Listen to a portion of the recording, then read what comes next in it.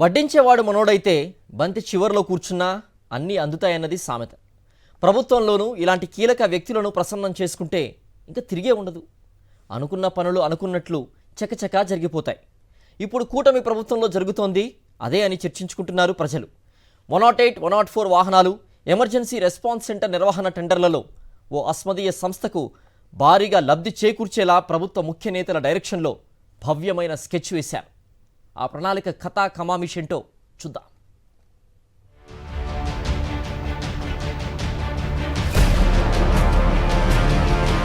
పేద బడుగు బలహీన వర్గాలకు మేలు చేసేలా గత ప్రభుత్వంలో అమలైన డీబీటీ స్కీములను కూటమి ప్రభుత్వం వచ్చి రాగానే అటకెక్కించింది.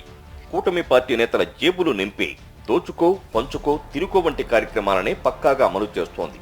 అస్మదీయ సంస్థలకు పనులను కొట్టబెట్టడం ద్వారా వేల కోట్ల ప్రజాధనాన్ని కొల్లగొట్టడమే లక్ష్యంగా అడుగులు వేస్తోంది.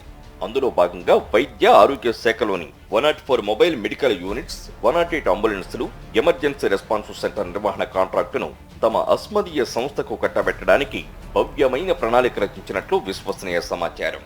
పై మూడింటికి కలిపి ఏపీఎంఎస్ఐడిసి ఒకే టెండర్ను పిలవడం గమనార్హం.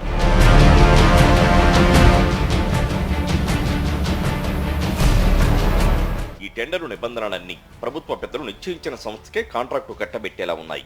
ఆ సంస్థ పేరు కొట్టే టెండర్ డాక్యుమెంట్ లో పొందుపరచలేదని ఇప్పుడు ఈ అంశాన్ని వైద్య శాఖలో విస్తృతంగా చర్చించుకుంటున్నారు. దానికి రోడ్డు ప్రమాదాలు, ఇతర ఘటనల్లో బాధితులకు సత్వర వైద్య సాయం అందచేత ప్రివెంట్ కేర్ లో 108, 104 సేవలు కీలక పాత్ర పోషిస్తుంటాయి. ఇంత పెద్ద వ్యవస్థ నిర్వహణ కాంట్రాక్టు దక్కించుకునే సంస్థ పూర్వ అనుభవం, సామర్థ్యం ఎంతో కీలకం. వీలైనన్ని ఎక్కువ సంస్థలు ఈ టెండర్లో పాల్గొనే వాతావరణాన్ని ప్రభుత్వం కల్పించాలి.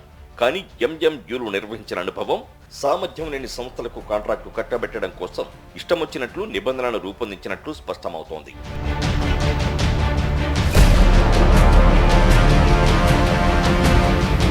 సాధారణంగా రాష్ట్ర ప్రభుత్వం ఏవైనా పనులకు టెండర్లు పిలిచినప్పుడు ఒకే సంస్థ బిడ్ వేస్తే ఆ టెండర్ను రద్దు చేసి మరోసారి పిలవడం ఆనవాయితీ.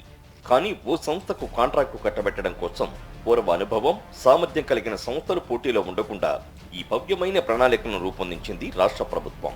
ఒక్క బిడ్డు దాఖలైనా ఆమోదించేలా షరతు విధించింది. దీంతో ఒకే సంస్థ పోటీలో ఉండేలా నిబంధనలు పొందుపరిచి ఆ మేరకు బిడ్డు ఆమోదించే వెసులుబాటు కల్పించడంపై తీవ్ర స్థాయిలో విమర్శలు వస్తున్నాయి. గతంలో టెండర్లు పిలిచినప్పుడు ఇలాంటి నిబంధనలు ఉండేవి కావని ఇప్పుడే చేర్చారని ఏపీఎంఎస్ఐడిసి వర్గాలు చర్చించుకుంటున్నాయి.